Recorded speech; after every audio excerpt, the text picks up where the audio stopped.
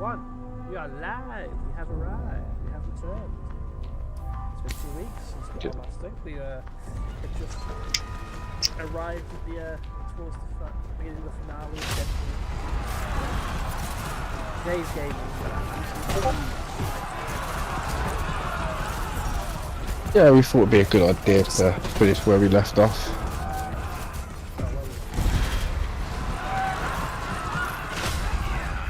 the arrival of the Deadpool. It's actually quite surprising to see us. Very much so. A couple of my favourites hidden amongst there.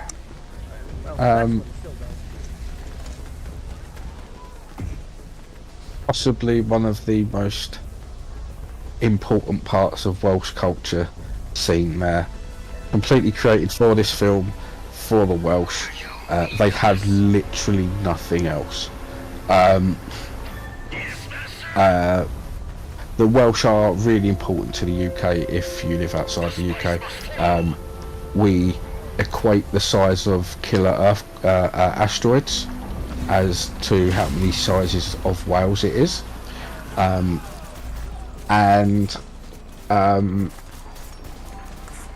Yeah, they're so important. We decided that they didn't have to be on the Union Jack. Yeah. No. So yeah, I'm not going to say any more about Wales.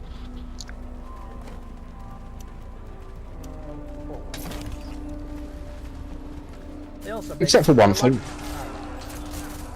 Completely made up, and if you want proof that this language is completely made up, one of the ways that new words come into existence in older languages is by compound words. So, for instance, the microwave could be pronounced in many different ways to represent this new thing, whereas and in some cases they just stay as the word they are in the places they are created. I do believe microwave is one of those words, which was why I couldn't think of a decent opposite. But mobile phone being a great, like mobile phone in the UK, cell phone in America, mine handy in Germany. But with things like the microwave, the reason I use microwave in particular is because the Welsh version of microwave is pop-de-ping, because that's the sound a microwave makes when popcorn is cooked. Pop-de-ping. Our lives belong to you. when pop-de-ping. Pop-de-ping. Yeah. And the place names are ridiculous. Yes, yes.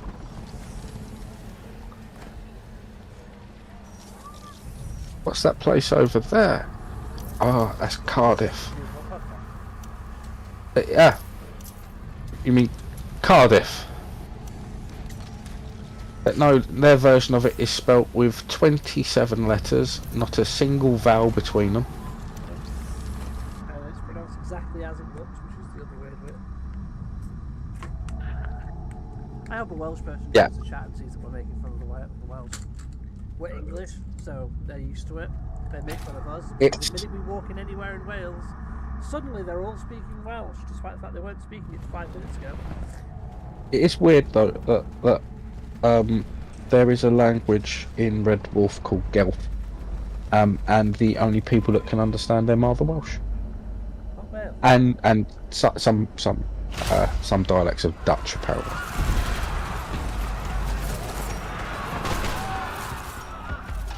I can say that my family are from there. Don't know, Jack. Don't think that's. It is. Where were we when we last talked about the Deadpool film, Jack? So, the Slingwing portal opens up, and Ah, yes. So, well, you've got the bit before that where Paradox is yelling at the both of them, telling them to basically bugger off because he's done. He can't stop it.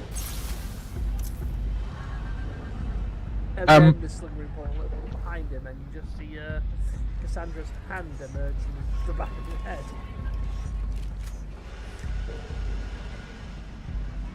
What do you need? That's true. Just the way they did her powers in that film. Your fingers are inside me, and not in the good way. It was done incredibly well. Yes. One of the things I actually did really like with that is how they didn't just bit gruesome and unique in the way she uses them in the comic books. Yep. I really thought they were just gonna. I honestly thought they were gonna go cheap and just go, oh, she's like. If the fans know how Xavier's powers work, just let her touch her head and it will work. No, they went, no. She straight up goes.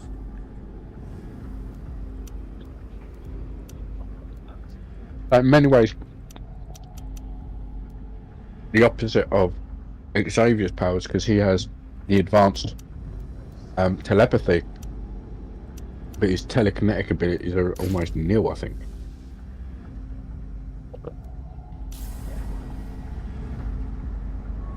Or at least very limited. We are waiting. Ah, It's like, stab yourself. Stop stabbing yourself. Stop stabbing yourself. the I did like it when she sucked him into the ground. Once again, we have skipped. Fun. Because the ground was the first time they fight. I remember when he first tried to run at her. Yeah. And she just throws him on the ground and just yeets him back, yeets him away. Yeah, but it's his way just reappears, like he's dug his way back out. Belong to you. Yeah, I love about it. I love about it when he reappears. It's not just that. It's he reappears by stabbing her through the back. Mm-hmm. Like, So it's so weirdly enough, so since we last spoke, my wife has both started watching the X-Men animated series and gone to see the Deadpool film, which she rather Deadpool Wolverine, and she rather enjoyed. So yeah, it's very popular, isn't it? that role. Ready. Really well. Well, everyone did their role really well, I think. I will admit, I was like doing it Cassandra Nova character. It is, for non-comic book fans, let's be honest, right? A relatively obscure character if you're not like a hardcore X-Men fan. She's not exactly the most well-known. Well, yes. And weirdly enough, this is something because so when my wife decided that she was going to go and watch Deadpool, she was like, "Is there anything I should know other than what I've seen from the other films?" I was like, "Well, actually, kind of yes, because Marvel's had to do their best at explaining this character, and it was Cassandra Nova because." Even kind of yes, you're right. If you're not a hardcore X-Men fan, you probably missed this character. But also, if you're an X-Men fan and you read quite a lot of X-Men, you could still have missed this character incredibly easily. And yet she's been involved in the storylines that even the biggest fans know. The last 3 episodes of X-Men 97. There was even more of a big fucking thing than Cassandra behind everything. Do you know why?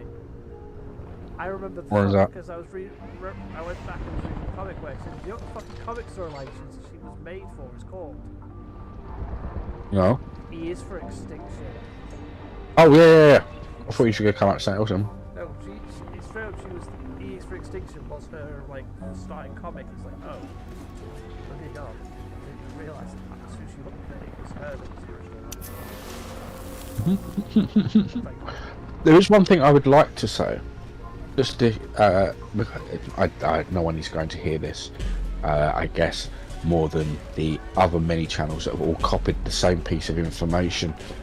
And that is, there's a character called Buck in the Deadpool films, and he has a small line in the first film which he starts to fluff up, and in the second film he screws up again, and the line then is, "That's it, no more speaking lines for you."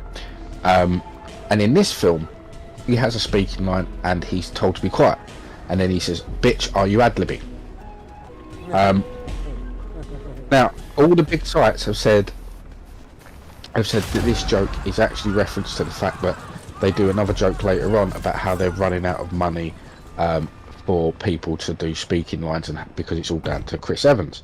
That's not the joke. The joke is Buck's not allowed to talk anymore, and he's broke the rule twice. Yes, breaking the rules. And then that's what the joke is in that film. It's not because it's not part of the budget joke later on or earlier on or whatever. We are waiting. Also, But yeah. Also, I need to watch the end credits of Deadpool clearing up any of his lies about. Yeah. That has been going around the news, by the way. The fuck, you know, what Johnny says about Cassandra. It is very, very funny. Anyway. Chris Evans at that scene was like, I get to What swear. do you need?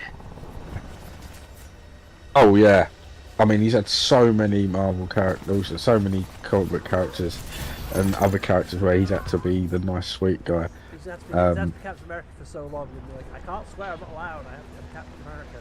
We hunger. Well, it's quite funny. I remember when the Snowpiercer film came out, and if you haven't seen it, it's a film you have to watch. But people were actually outraged at the Chris Evans storyline, because they were like, no, he's a hero. He's a good. I can't say anything. He's a hero, and you know, in this he's not so much. But you've got to watch it. But yeah, there is an element of being typecast, and I guess it was just nice for him to actually have a role where he could just say fuck it, because it's only Ryan Reynolds really that was giving him these roles to do that. Because if you actually remember the film, what's the one where he's the NPC that gets the abilities to Free guy. Our lives belong free to guy? you. That's when he uses Captain America's shield, and you get what the fuck from Chris Evans. It's just one of those things to think about. It's like Chris is before he was Captain America, he was like he wasn't exactly the or hasn't always been the goody two shoes. No, he was what you would what Hollywood would call an edgy character. We I are remember waiting. in Scott Pilgrim. Where's our I remember him in what was the teen movie that he did? Not another teen movie. What do you need? It was not another teen movie he was in, yeah. Yeah, I forgot that was Chris Evans. So I watched it the other day. I was like, holy shit, that's Chris Evans. Yeah. It's like, yeah, that film is so good. But we are distracted. We live to serve. We're just too old Yes. chatting away. Yeah. Connection to all the What do things you that need? we connect things to. It's like it is one of those fact that it's like it's just not to swear like that. But we get that. We get Cassandra basically taking Paradox to go and activate the Ripper, because she doesn't want to destroy just Deadpool's reality.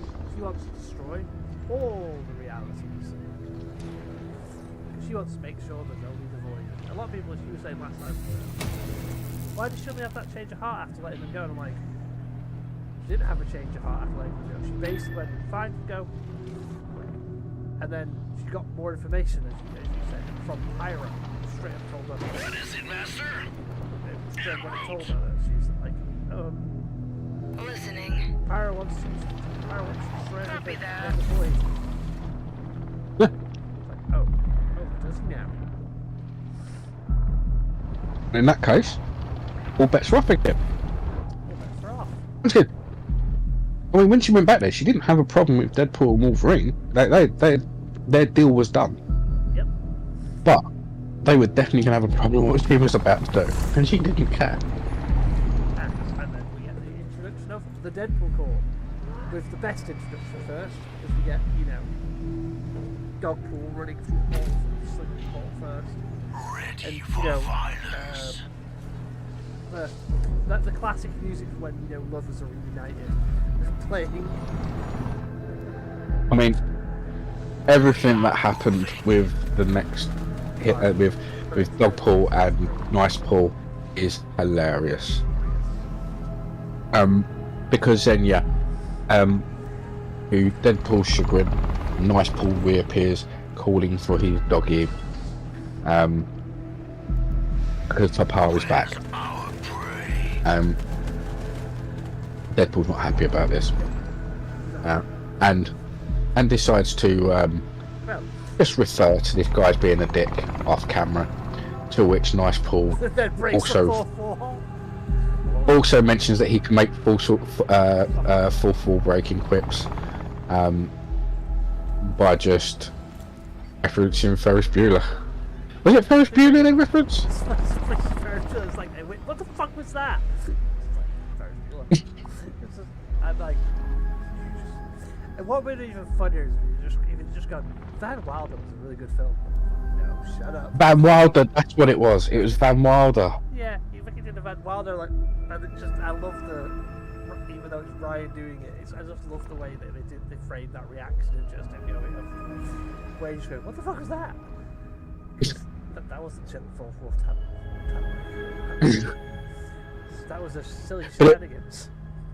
But it also, it does actually highlight something that they haven't actually highlighted yet, because they haven't had the ability to. That Deadpool can see another Deadpool breaking the fourth wall. We live to serve. Yep. And that was As you wish. It was well done. It was so good. But yeah, that's when we're informed that the Deadpool Corps are on the way and they're coming through fast. And you get the crowd, honestly. So let's just start with family members of Ryan Reynolds, because you've got his wife Blake Lively as Lady Deadpool. Yeah, Kid played by his son, Olin. I think the daughter is the oldest one, so that's Kid Paul. The one that tells him to fuck off. I love the fact that he just go fuck off. Yeah. I love him. He's like. And then his son plays Baby Paul, I believe. Yeah, Deadpool and Deadpool, Deadpool and Kidpool, and then we get Headpool. That was the one that made me happy. Headpool. We got fucking Headpool. That did make me happy too. We got the zombie one. It's like, hey, it's the zombie Deadpool. Now here's the thing. Here is the thing.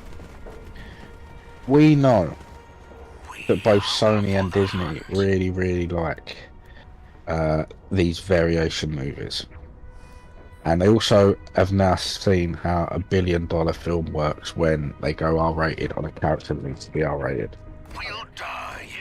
Everything right now is being considered. Literally, Marvel is looking at this $1 billion movie going, how do we rip parts out of this to make other $1 billion movies? How are we not going to get Deadpool kills Deadpool? We need that. We need to technically outfilm that film, because let's be honest.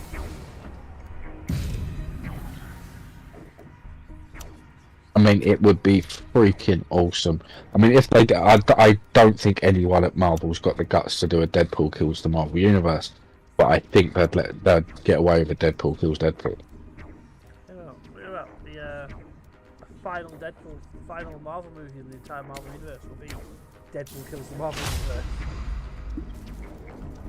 It'd be a fantasy. Do you know what? How cool would that be if we find out the story is that we've got Doctor Doom, he's a variant, and one of the things he's done is corrupted the mind of a complete nutter from a multiverse that he's found, and it's a Deadpool variant.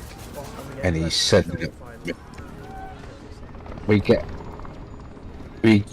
and that goes after the Marvel Universe, just tearing universes to pieces. Oh, well, to be fair, if we got Deadpool, it'd be fun because you get to see Ryan Reynolds be absolutely deadly serious. There is no humour in this.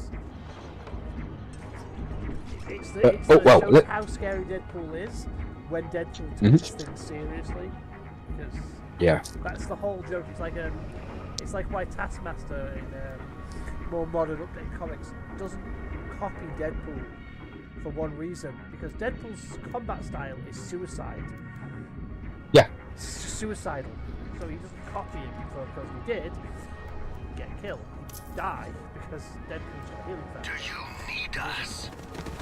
Well, there's not only that, but also it's the psychological issues that come along with it.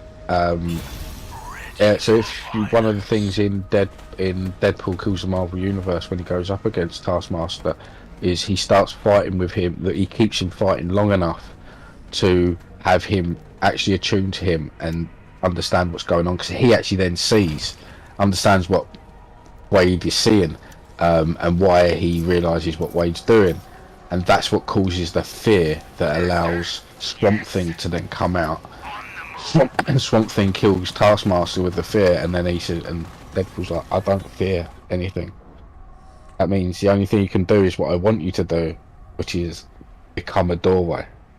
Open the door. Then let him out. And then he goes and got Deadpool Illustrated, where he goes and kills all the characters that...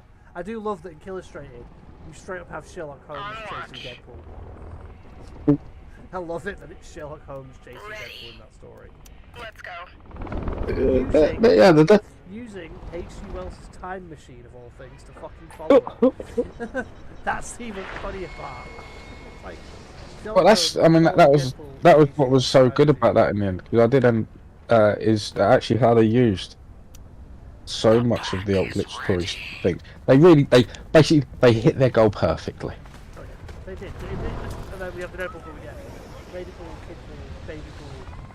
We get Welsh Pool, who is played by a football player from Wrexham. Yeah, Wrexham. They've got Zen Pool. There is Monk Pool. There is. Oh, I mean, there was literally countless. There is Cowboy Pool. I wonder if on the DVD or Blu-ray there's going to be like a little like extra to here's all the Deadpools that were in this film. I hope so. Or are we going to get in the full extended edition? Are we going to get like a scene a bit more of a? Do you need us? We are waiting. Oh, I just don't. There's so much that I think they're going to be in that extended version, like the weird stuff around how pretty much everyone that appeared in Welcome to Wrexham appears in, or at those football games as well, appeared in the film, except for Taylor Swift. And Taylor Swift made that joke about Dazzler and comment about Dazzler and shit. And I so think she's in that movie somewhere, and they just had to cut off her time and money at the thing. But now it's $1 billion film, they can pay to actually have all those extra scenes put in. Like we were saying, you could Tatiana Maslany and Brie Larson were cutting it, and the scene that people try to say that it's a scene of them telling Deadpool off and saying he's swearing and that he hates women. I'm like, Marvel wouldn't put that in a film, like, because it wouldn't. Marvel would put it in a film, and I don't think, and Ryan definitely wouldn't put it in a film, because it wouldn't fit the tone of the film. The most likely thing to happen, if they were if they showed up, is you'd have Deadpool appearing in the background of the scene that everyone hates from She-Hulk, probably. Well, that's exactly what I think that scene would have been. It would have been, She-Hulk telling Carol that she was taught how to twerk by Megan Thee Stallion, and then you're gonna have Deadpool swing around and say, "No fucking way," and then it would have been all three of them twerking. Yeah, it would just be a silly scene of the three of them dancing, because like a lot of the shit that Brie gets, unfortunately Brie is a bit of a, even I see her in interviews, she is a little bit of a, she's antagonistic towards people like that she should be. Seeing her in interviews, she's a little socially awkward with people. Yes, Like, master. she might be a really good actress. Good actress. I think that she's not very personable. It's like normal that much. Do you need us? Ready for violence? You know what I mean? I don't think. The thing is, I don't even. Yeah, I get exactly what you mean. But the thing is, sometimes I don't care. if someone's kind of personable. But if you've got certain thoughts and feelings, you can always, please, by all means, say those things. Never, don't keep yourself silent. But don't slag off the people that you want to come and pay tickets for your film before your film comes out, and then blame those people for not going to see your film because you told them not to. Oh yeah, the thing is, It's like, so I was gonna say, it's like David S. Goyer. It's a great example of this. He made a comment whilst they were trying to make a She-Hulk film back in the day. He made a comment about how he would work on it, but the only reason to do it is to keep Jen sexy, because she's basically the wank bank for Marvel. And then wondered why people went, what the fuck are you talking about? Jen is there's a reason that Jen is awesome, because She-Hulk is like Deadpool. Yes, and that's basically that's what all these people come out and argue with, like, you're wrong. Very wrong. It's I do hope it was David S. Goyer, and I haven't just framed the band. Joke that Jen gets more dates when she's in, Hulk form than she does when she's in, as Jen. The pack is ready. And even the show did the same joke, because it's the point of it's not the point of the joke. She does get, because she's attractive no matter what. That's the point. Running in the sand. But yeah, but I will point out, by the way, that I never had an issue with the twerking scene in the She-Hulk thing. I actually genuinely quite like it. That's just a fun little, end credit scene. I would never understand. I've never understood the hate for that scene. It's just a funny throwaway scene. Yeah, no, I've never understood why people go, oh god, this is twerking. I'm sorry, but we got a fucking full 5-minute dance sequence in the openings of Deadpool and Wolverine, which in my opinion is basically the same thing, just with Ryan Reynolds dancing. You know what I mean? It's like, but yeah, all honesty. In all honesty, right? Yeah, so the fight with all the wolves, where before we get to the fight with them, it's like, Nightfall telling them, yeah, it's the Deadpool Corps. They're really that. They're mean. They're here to kill you, Sandra. It's one of my favourite bits. And then Ryan when and then gets used as a fucking bullet shield. As a bullet sponge, and he's like, well, don't worry, once your healing factor kicks in, we can go out there and carry on. And it's like, oh, I don't have a healing factor. What's that? Which then leads to two of the funniest things. One, well, Deadpool now needs a kind of a shield to get over to a different piece of cover, which is the food stand. And he's like, well, don't worry, I'm going to heal you at the food stand, because everyone knows donuts refresh health and remove bullets. Just use him again as a bullet sponge until his head completely blows off. Gets halfway across, and then his head gets shot off. Yeah, and then you see him being given CPR. Come back, I can save him.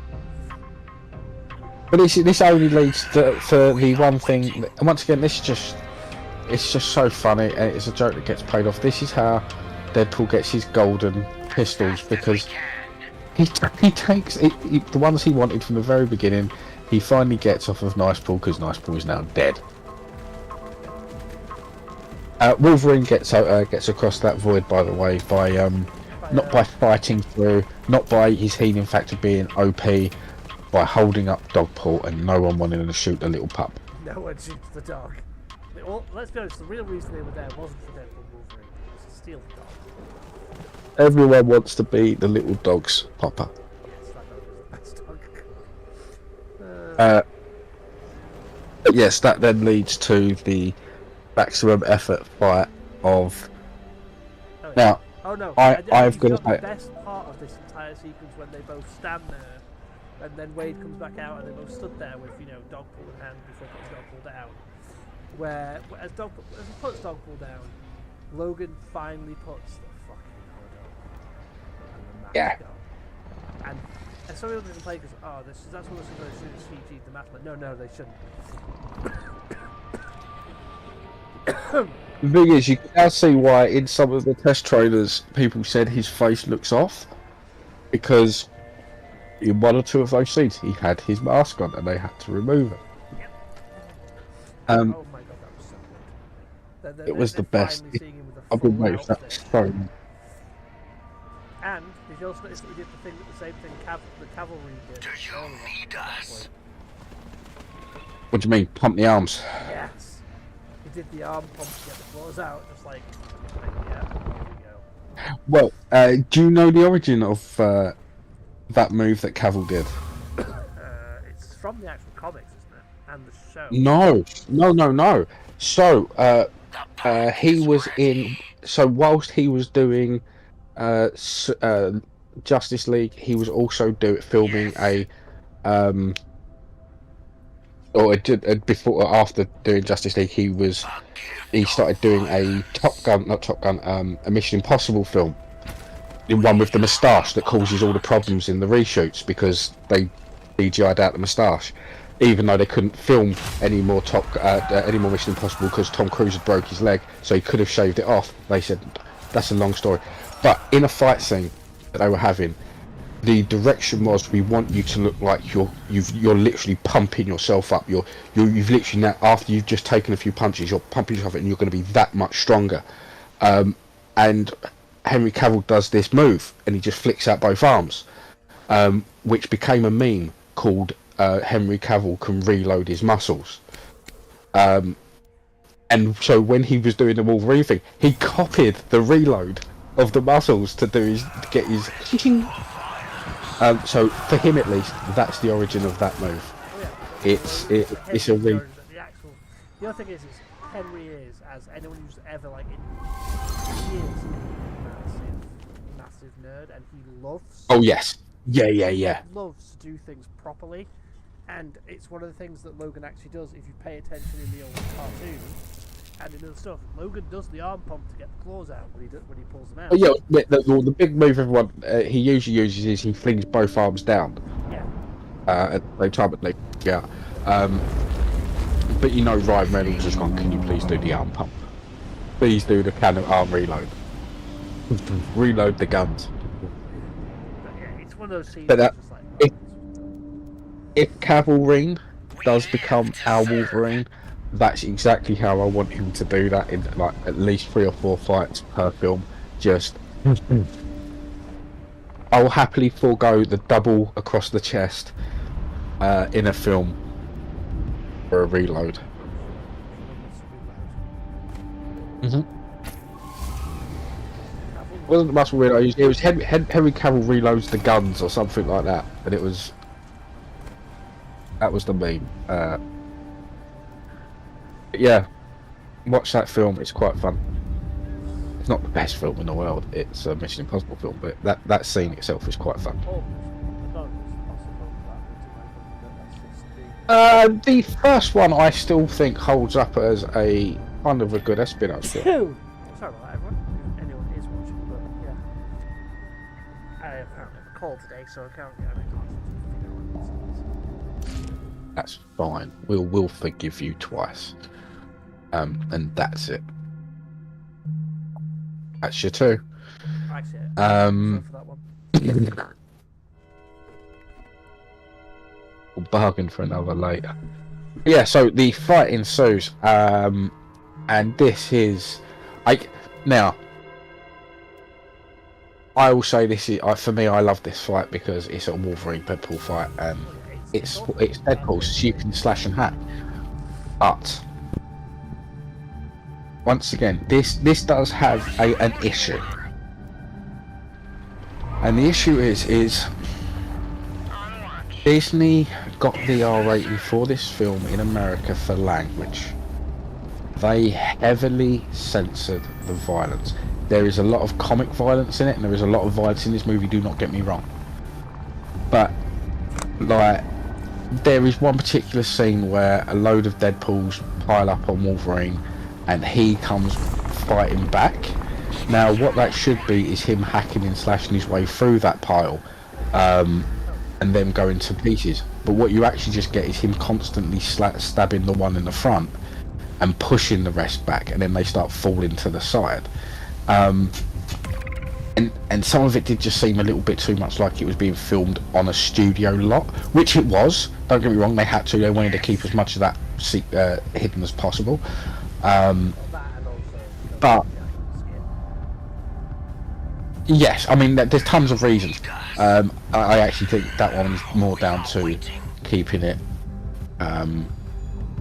protected from public view, because they wanted to keep as much of that fight as quiet as possible. But yeah, I think they could have done more there. That is my only criticism really of the film, is there was so much more there you could have done with the fights, making it so much more entertaining, making it so much more Wolverine. With the bouncing off things, like there was a scene where, for instance, he jumps over the car, but what he does is he half jumps then bump slides down the front, where if it was Wolverine that would have been a jump straight off the top of that car into a forward leap with the claws into a group of them. And yeah, it just, that bits like that just sort of muted it down a bit, but it's still great. The coming out, going through the bus, I kind of wish we was inside there a bit, but what we did get to see was and the iconic, the two of them just leaping out the back was fucking awesome. And then all the Deadpools getting back up. Damn, I guess these ones regenerate. Oh, that's funny. Because weird enough, I was thinking, I guess that's going to be the joke of all these other Deadpools, they don't regenerate. And then I was like, wait a minute. Ready for destruction. That wouldn't be the funny thing, would it? No, but the funny thing is these ones regenerate. Shit, we can kill them all, we're going to fight them again and again and again. That's why you never get to Sandra. And then, the savior of the movie shows up, the guy that saves them. Saves Deadpool. The pool that saves them all, Peter Paul. Because everyone loves Peter. Everyone loves Peter, and I just, it just like, once again, this is something I've seen people complain about online, how that fight ended, but one, that is the kind of fight that has to end in Deus Ex Machina way, and the way that they did it was hilarious. Because yeah, the reason he originally went back in time wasn't to save any of the other heroes; it was just to save Peter. He's his friend, and it just happens that everyone. He's like you mentioned. He's kind of like Hydra Bob. Because they couldn't use Hydra in the Fox universe. That's the thing. Yeah.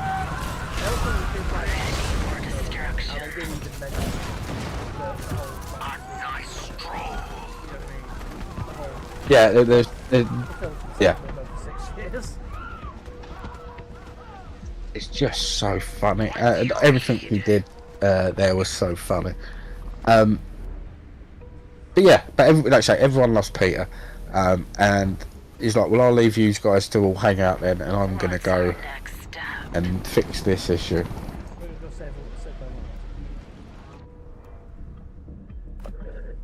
And then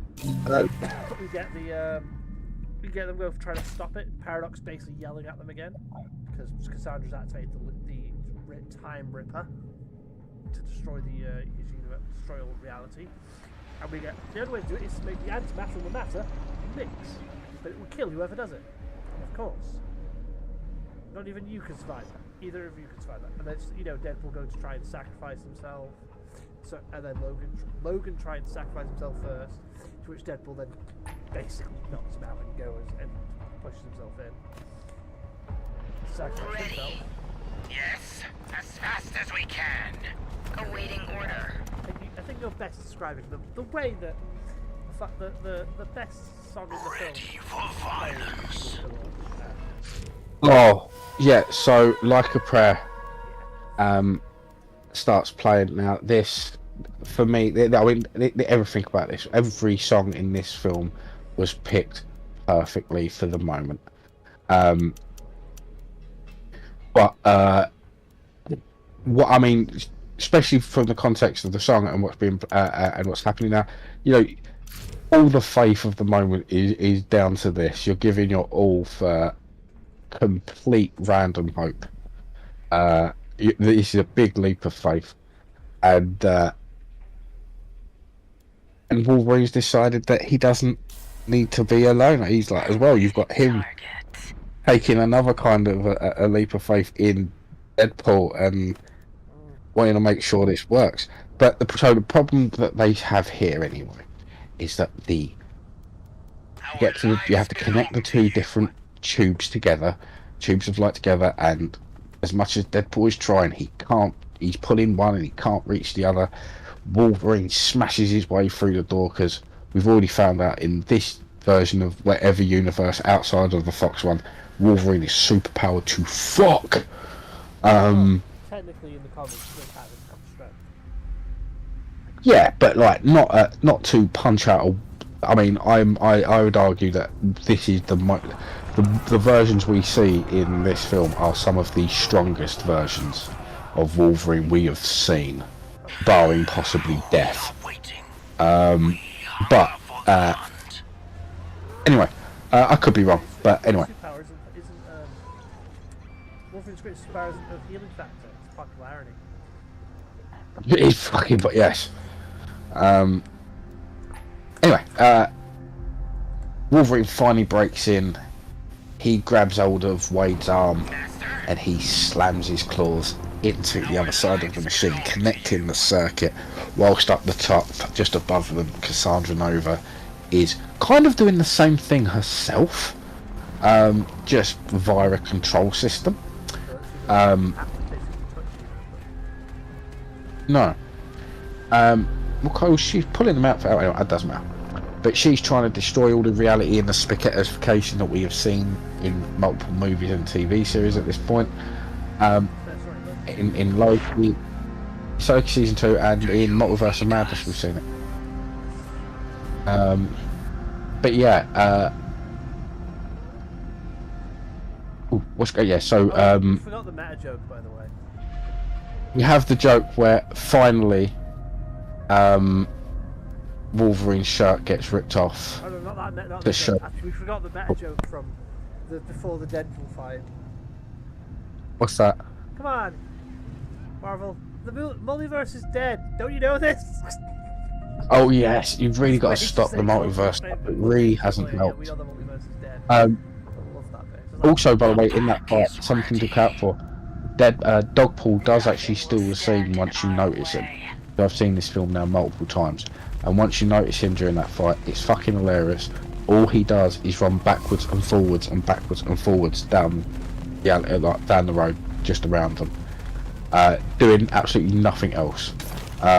It's almost like there was no one else there when the day the dog was filming, and they just let it run up and down freely and filmed it. It's hilarious. Let's be fair, let's be honest. Wouldn't use that for that dog, because it's an absolutely funny bit for the background of this big fight scene. Yeah.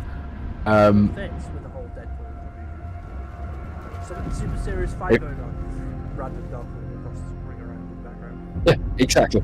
I will say, if you ever want to train your eye, many films have a weird stuff going on in the background. And if you ever want to train your eye on how to be good at observing really weird shit, you need to watch a film called Repo Man with Emilio Estevez. You can watch the film, just normally watch it like a normal film, everything that's going on in your face. It's weird as fuck, that film, but it's a great film. But then watch the film again, but don't watch what they're trying to show you. Watch what's going on in the background, because a whole different universe opens up to you, my friend. And then once you notice shit like that, start watching other films like Naked Gun, or just even normal films.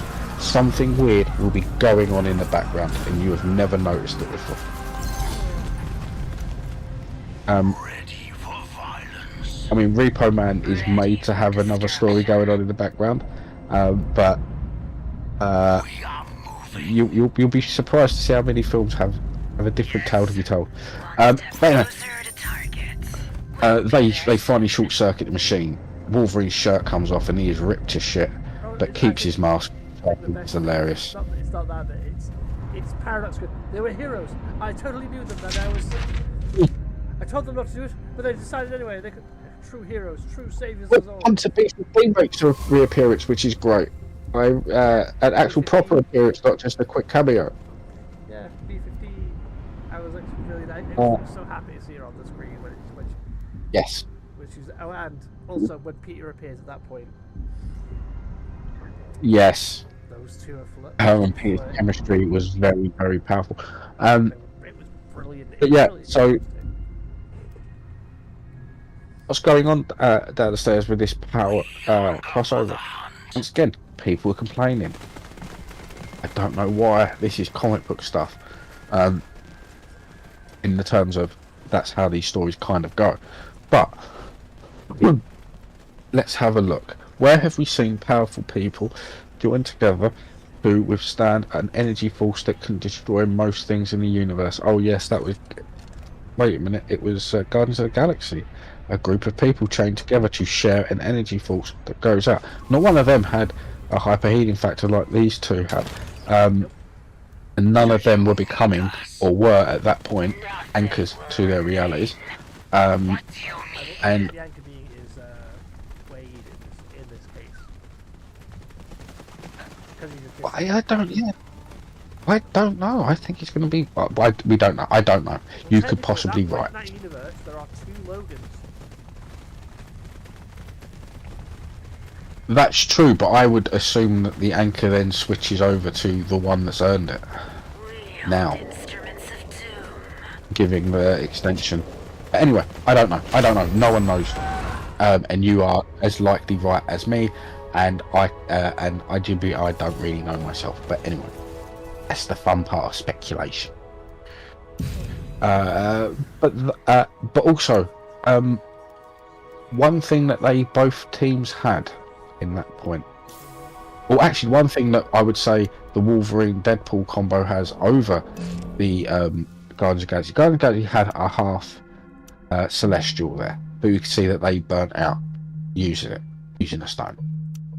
Whereas in the comic books, to which this is now slightly connected because it's connected to the whole multiverse, and the comic book stuff is connected to the multiverse.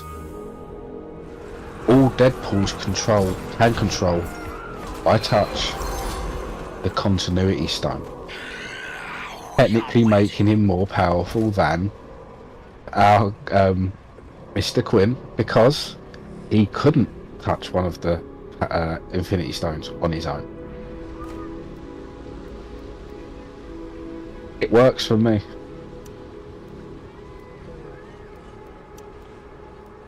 People forget how powerful Wade is.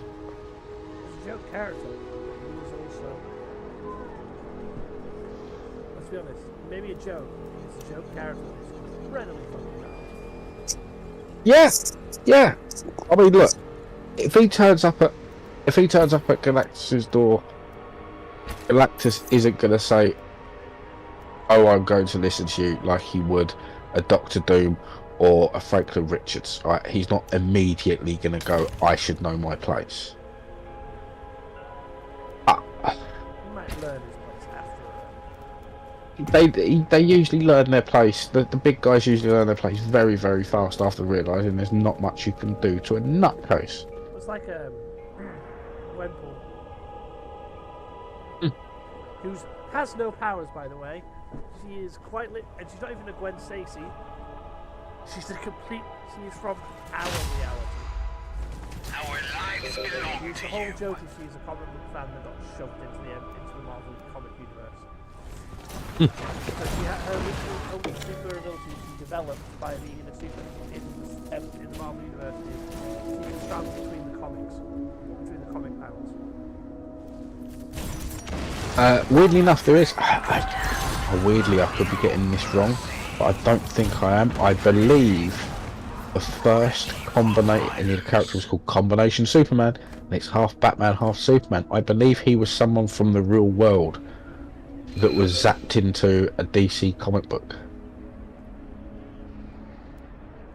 I could be wrong. I don't think I am, but I don't think I am, and I won't look it up because I think I'm right. But someone else can tell me I'm wrong later. But yeah, I do like those type of characters. As you well know, I wanted to do one for our D&D company.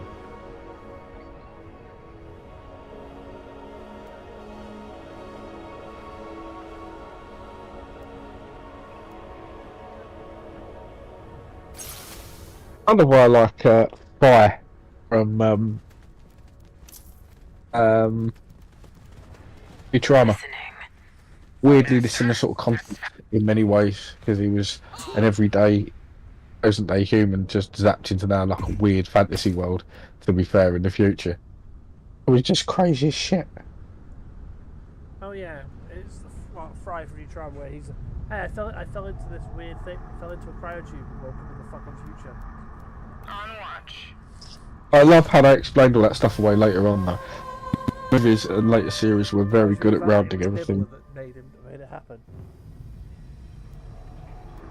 Yeah, well, Nibbler made part of it happen, but then Fry made it happen himself. But then Brian and Bender had to make it happen again later on to put the tattoo on his ass and make sure the date was right. It's I'm. But that's when you get that's also when you get the two Fries, because one becomes the other guy Lars.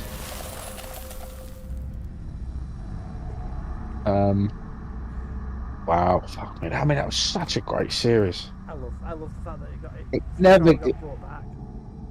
It keeps getting brought back. It was No, it and Family Guy. They made that joke in like the new series when they brought it back. They went. So how many times have we been cancelled now? Have we been cancelled now? Too many. Yeah, we're gonna make fun of the fact that we got cancelled. We've been cancelled so many times. Ooh. We cancelled. Yeah, no, it's Even they know it's a running joke at this point. That Ready. what happened to Futurama? It got cancelled. Oh, okay, it'll be back soon. But it's funny that Disney went, yeah, Matt Groening, do you want to bring back Futurama? Yeah, I do. Go ahead. You know what I mean? well. Here's the thing. And I know at least some of this information is accurate. I don't know how much everything of it was, but Futurama's big issue, the first time it got cancelled, allegedly. But like I say, numbers in this case kind of do match up. Is that it was starting to become a big rival to The Simpsons. And that was the big cash cow, and the last thing anyone needed was that to be considered a second tier show, because then all the interest and investment then goes into Futurama.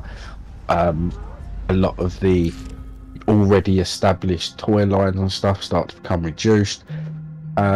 So it was nixed to just to make sure it didn't become too much of an upstart. But then of course you bring it back. And it was the end, and after that it had its own issues to do with funding. But they always did so well.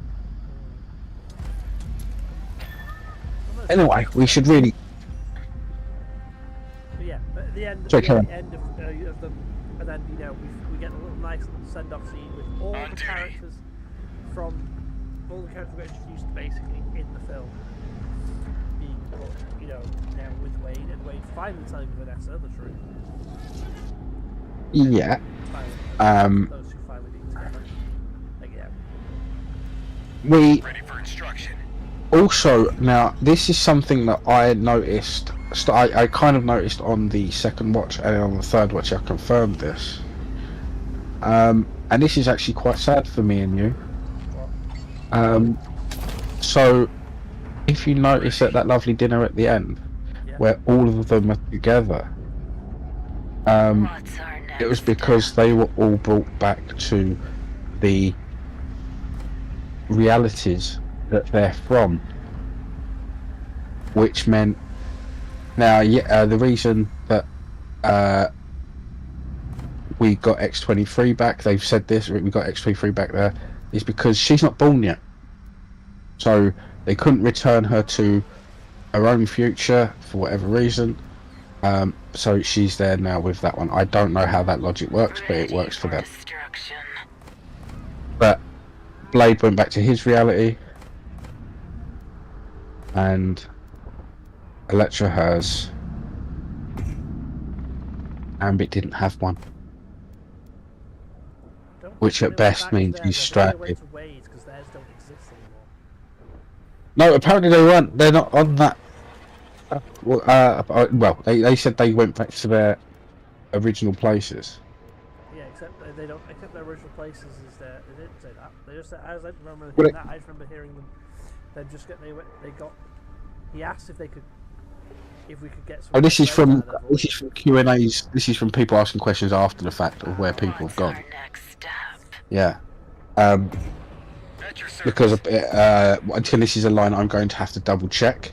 They all said they were pruned from their realities because they were an issue with their timelines. So not necessarily that their timelines were destroyed, but they were the ones that were most likely to cause a problem within the multiverse on their timelines. But yeah, Gambit didn't have one. So at best he was left on the void, or at worst just made never to exist. Or was allowed to live with Wade.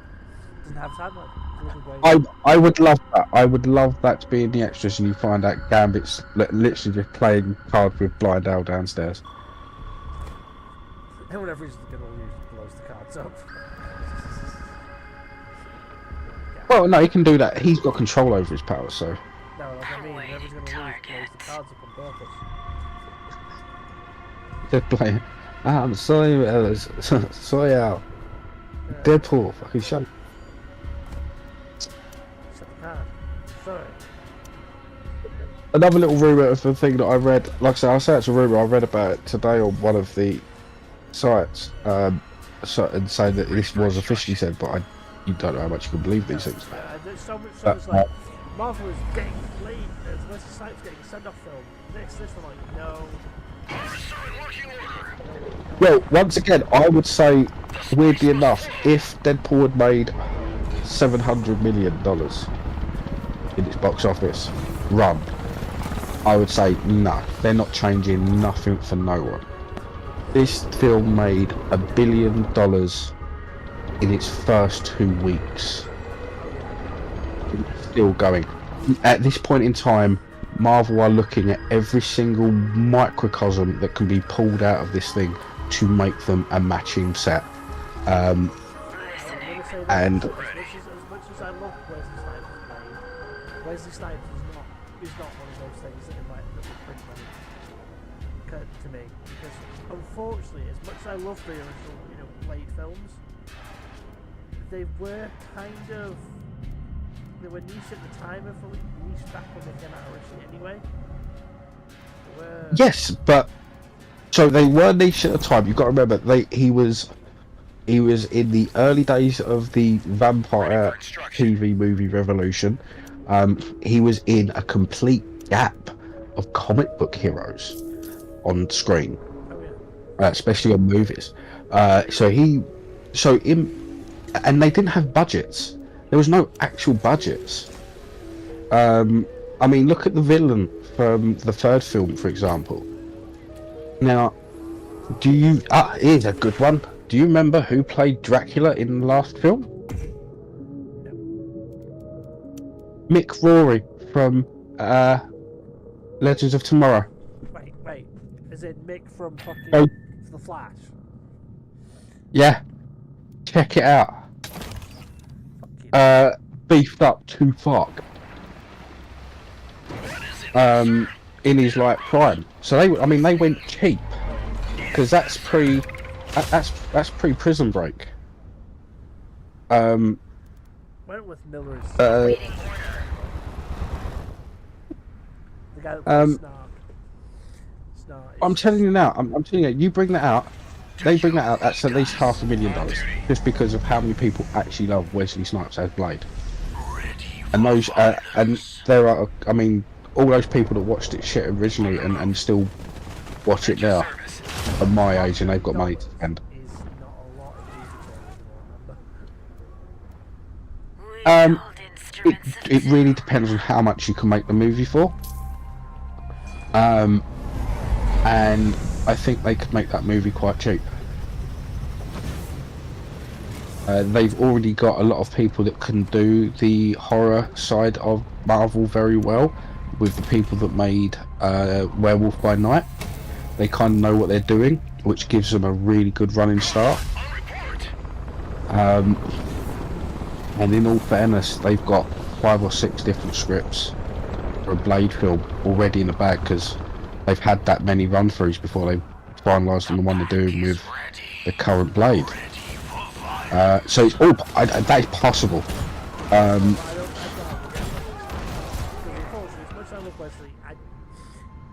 much as I love Wesley, I think Marvel would rather most of the actors in this film, like other than possibly Channing, because I feel like they would probably give Channing his film to finally, get that. Well, this actually goes to what I was reading.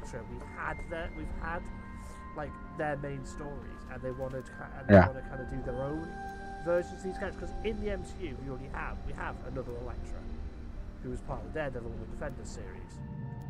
So we do have an Elektra in the MCU and stuff. Where, as much as for Wesley, we've had one scene already with, maybe on his voice, we've had a scene already with his voice on Blade. Yeah. And it is very clear that they kind of want to do a midnight. What's our next step? Agreed. Do the whole Midnight Sun build-up stuff, which would be cool. Like today I saw, you're talking about fake stuff, like today I saw Marvel has just announced a Wonder film. I'm like, no they haven't. What do you mean? They just You mean Wonder Man? No, Wanda, as in, they've announced the Scarlet Witch film. Oh, no. You know, the character they just killed off. Oh. For now, because we know she'll return. For now. They no one that the kill-off thing is the thing that no one actually really knows, because they've not confirmed shit. That flash at the end gives away could be many things. But so the rumor I heard, this is the rumor I heard and read. That Ryan Reynolds has said that he or Deadpool is ready to be in any Gambit-led film with Channing Tatum. So that, like I say, that's Ryan Reynolds or Deadpool. He has also officially said himself. He's officially said that he does not know if he's going to be brought back to play Deadpool again. He actually doesn't know what's going to happen to him after this. Even though the film's been 8 months well, he doesn't even know if he's going to be brought back again. I mean, here's the thing. Here's why I think he does know. I think he does know. I think everyone knows this is not going to be a crazy thing. He is the writer. He is the main star or co-writer, main star, and one of the producers of a film that has made $1 billion for Marvel. It's going to have made more money. You've got to remember, by the time that this has finished at the cinema, then goes to sales, you're looking at we may be looking at a $2 billion film, in all fairness. I mean, that is not crazy at this point, I wouldn't say, with everything done. I think Marvel will look at that, see what that has done differently from everything else they have done, and decide that is a second line. I think what you're going to see, we've had this discussion before, I think the Fox universe, as we're calling it to an extent, a lot of people are calling it to an extent, where Deadpool now resides currently with everyone, I think, as I said with you before, I think that's going to become their Marvel Knights universe, where the darker stuff happens, the R-rated stuff happens, and they can happily say, no, this is not our Marvel MCU where the family come and see a film. This is this universe. We have two. This is the old Ultimate universe, essentially. Well, no. Like I say, before the Ultimates, there was a series of comics called Marvel Knights, where it was kind of like DC's. What is it? Is it DC Black? I can't remember what the DC adult line is. Because there used to be Vertigo, but there is actually a whole DC adult brand or regulating brand. Anyway, doesn't matter. That was their more darker comics run. You know, if you wanted to have the Punisher literally stabbing someone through the heart, it was going to be in Marvel Knights. If Ghost Rider was going to go off on a massive rampage through some demon-infested hell, and loads of things were going to get ripped to pieces, or you're going to see some really scary hellscape, it's in Marvel Knights. So I can easily see that being what they do there.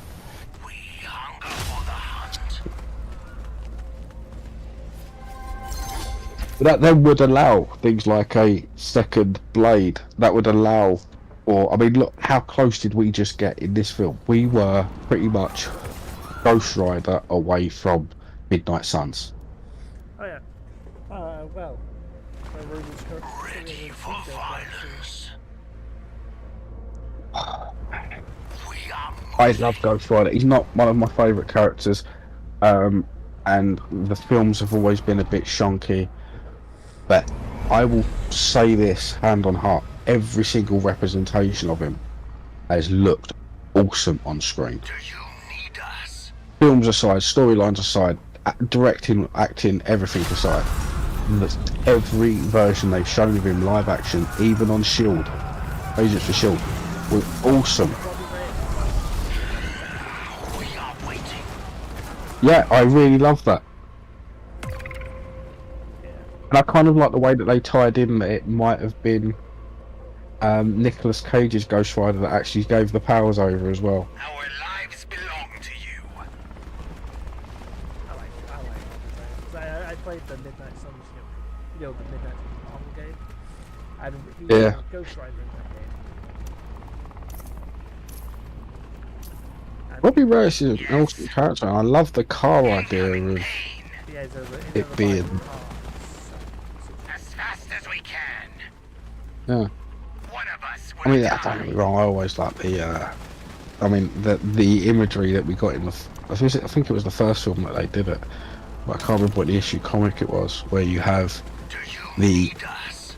cowboy Ghost Rider and the modern day Ghost Rider just going against each other on their rides. That is always a great scene for me. I don't think you ever got the triple. I don't think you ever got him like racing the car as well. A nice stroll. But it wouldn't look as cool, weirdly enough. Well, the horse, the motorbike, and then the car. It just wouldn't. I don't think it would look as cherry. I don't know if you did. You ever? Not many people. I mean, loads of people saw it, but unless you had to have watched, had to be into racing. Yes? There was a fantastic exhibition race held by Red Bull many years ago. You can find it on YouTube. But they had, at the time, a supercar, a superbike racing in the Superbike GP. They had Red Bull Formula 1, and they had one of the best aeroplanes in stunt racing. And they did a race between three of them. And that was awesome. That looked good.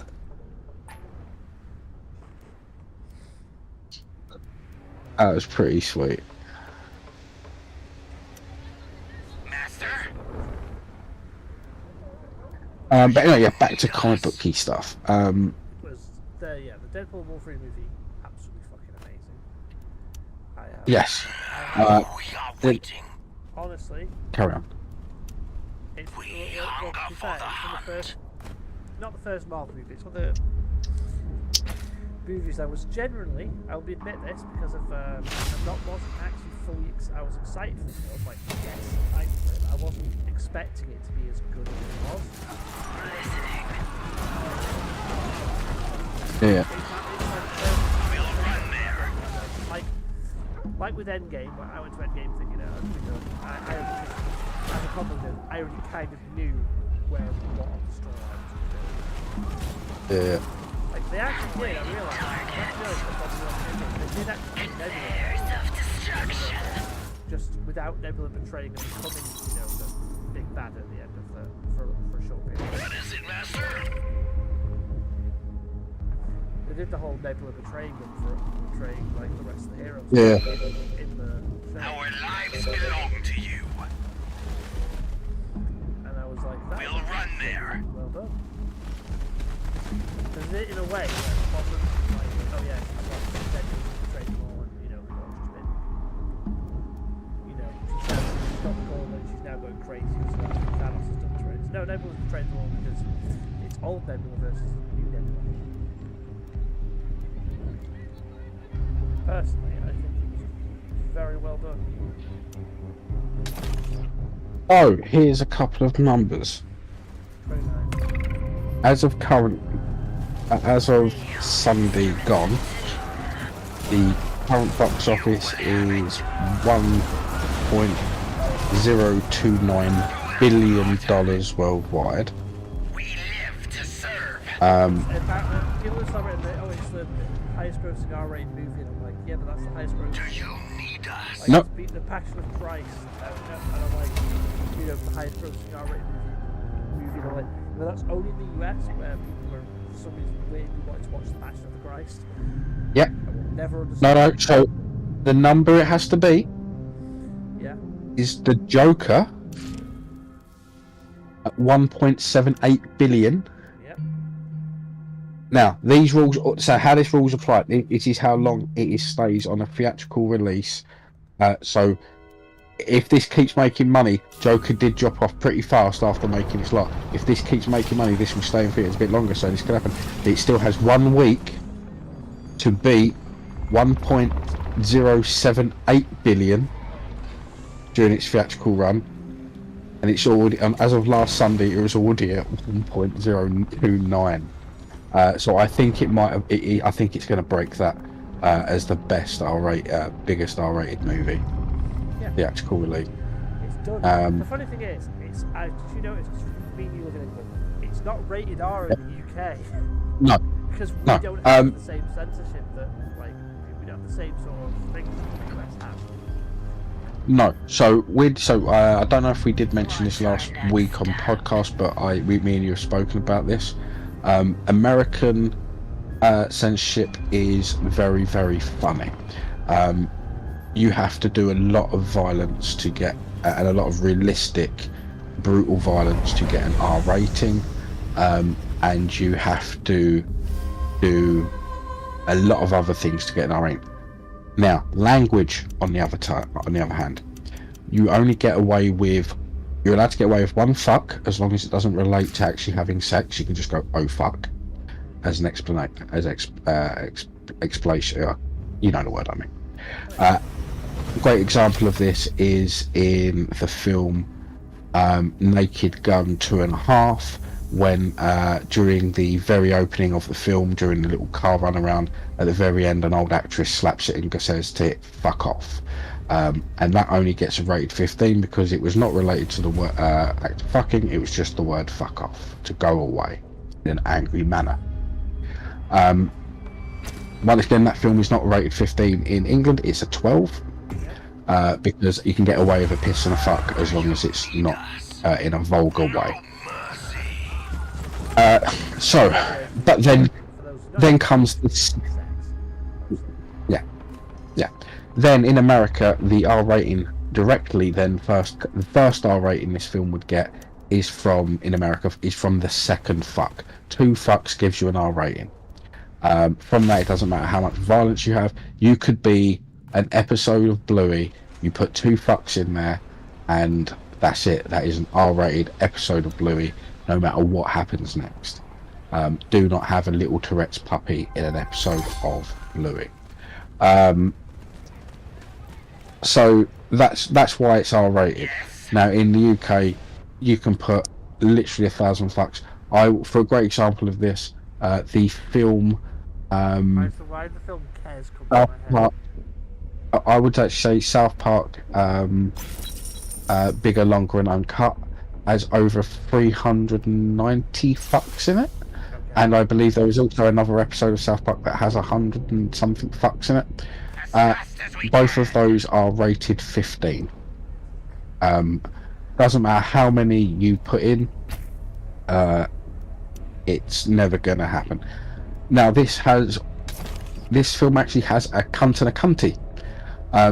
Those words, just one, even slightly used, will get you an R rating in America. In England, it will get you your best laugh in the film, if used right. Because we are offended by that word. We just find Yeah. it funny. Now, what's quite funny here is in the UK, The Boys is rated 18, and the cunts are not censored in the way that they are in. Well, actually, I think the cunts aren't censored in America now. He's just given a rating, but the episodes that are rated 18 over here isn't because of the cunting, is because of the graphic use of violence. Our violence of graphic use of violence is very different. We can get away with some, not all, in a 15, and the way that it's portrayed along with the sexual violence in those episodes is why it gets an 18 here. Now, good old America. You're all very happy with this being an R-rated film and the best R-rated film ever, but until we get Marvel doing The Punisher, just brutally hammering down a building full of people with a chainsaw, Doom style, and to a point that even the US censors say, yeah, okay, that is when it is a true R-rated film. Not because you've used a couple of naughty words that upset the middle part.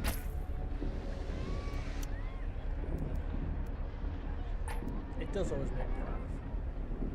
I mean, a funny story, in one of my trips to America, there was a person that was being incredibly rude and obnoxious and verbally aggressive to pretty much everyone around him, including some small children that were getting rather scared. And I was in a position where I kind of had to be a protector, and I would have rather have just walked away and talked about how much of a dick this guy was. And that's when I know a little bit about Americans and their sensitivities, but leaning over to someone quietly with my accent in America and saying, if you keep acting like a cunt, I'm going to throw you over this fence, becomes almost villainous. Here it would just make someone either get a little bit louder or get to the point of being a little bit quiet. Put yourself back in your shell. But there, all of a sudden, he had Pinky Blinders turn up with 40 of his cousins, and was making a demand of his entire village. It was so fun. It didn't help that he'd already actually pissed off a guy that in like 300 degrees heat was wearing an entire leather biker's costume. Had already said, once you get off the ride, I'm going to beat the shit out of you, and was standing at the exit of the ride. So I think he was having a really bad day. I don't know how that story ended. I went off and went on another review.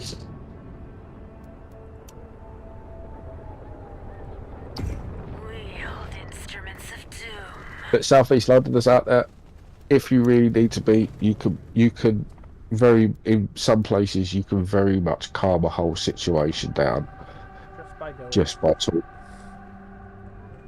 Shut up, you cunt. Put yourself back in the shell. Yeah, Classified dudes I would never do in the UK because the irony over here we do that because of 9 times out of 10 that results in us getting in a fight because we're British and we are. Well, not really. In my experience, you usually get up in a little bit of banter. Or you can't calm down. Shall we can? Fuck it. But yeah, there's sometimes it gets a bit rough. Yeah.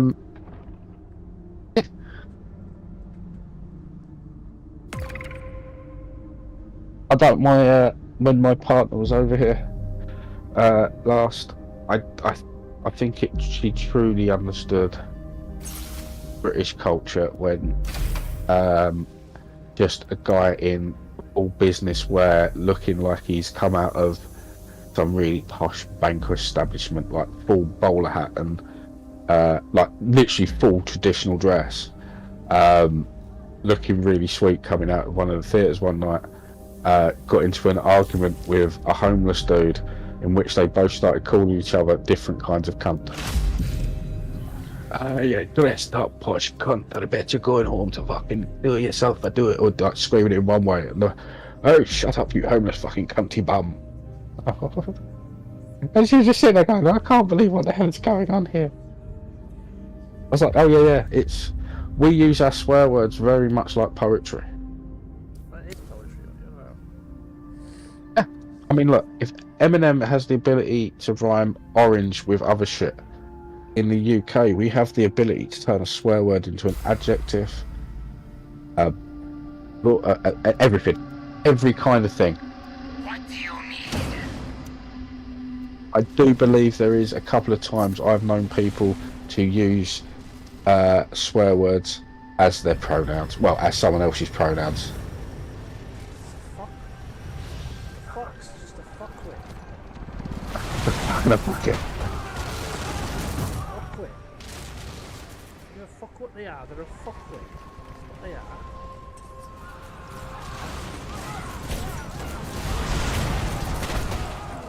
Yeah. Oh, we don't. We're British. This is kid friendly. Yes.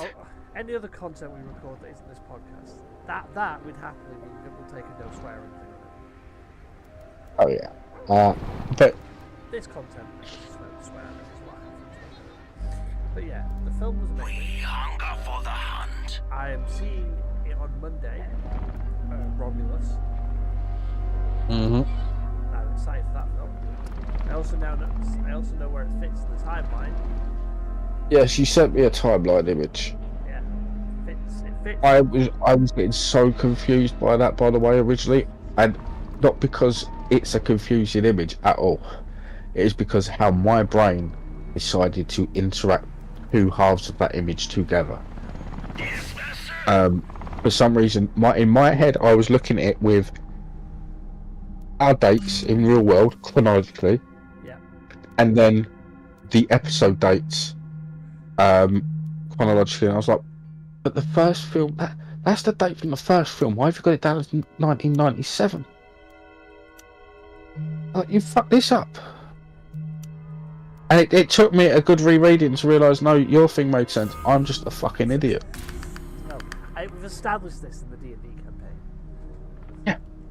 I gave you guys a puzzle that was simple. A 5-year-old could solve it, and I was sat there for 20 minutes just going, I'm gonna have to change the answer, aren't I? I think we'd already worked out that we had solved it, or at least two of us had solved it, but we decided to say fuck it. You'd figured out you'd solved it, and then completely went, no, that can't be the answer. It's too simple, and found some fucking weird, convoluted thing, and like, that's not the answer. Yeah, well Dermot had realised he had solved it. It was like, oh fuck it. But then he liked to do just fuck it. Is it Dermot? No, that was not in our campaign. It was in one of our campaigns, wasn't The it? first one, I'm about the current campaign. If you guys Oh, okay. I was sat there for around half an hour. I'm thinking of a different puzzle then. Is this the one with the bowl? Yes. Yeah, that was a shitty puzzle, to be honest. A badly constructed puzzle. I just read it word for word. whoever created it badly constructed. I put shit in it and got something out. We live to serve. I just wrote the puzzle word for word. I know I shouldn't bring these stories up, especially this one up as much as I do, but I still think my favourite puzzle that our group ever got round was an entire dungeon that we needed to get through, open up a gate to let an army through. But the way that it was described is that the switch that we needed to get to, not only could we see, it was behind some slatted trellises, like fences, before the main door. And our DM had created this elaborate hell dungeon for us to fight through. And that's when one of us went, well, I've got gaseous form. And one of us went, I can turn into a bat.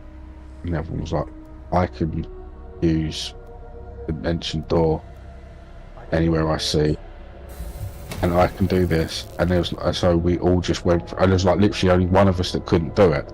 But at that point, one of us would have already gone through, pushed the switch to open the doors anyway. So we did it. And he got pissed, and we ended that session 20 minutes in. Was this jokey by any chance? Yeah, it was, yeah. I made this dungeon, completely forgot to put an anti-magic field so people can't do bullshit things to try to skip. Well, the other famous one in that situation, I can't remember if you were there for this one, was the whole we had to climb down this, or at least go down all the way to this fucking pit to retrieve something, and then get back up again. And I was like, well, I'll just fly down as a bat. He's like, but you can only fly up 60 feet. I was like, yeah, but how far can I fall?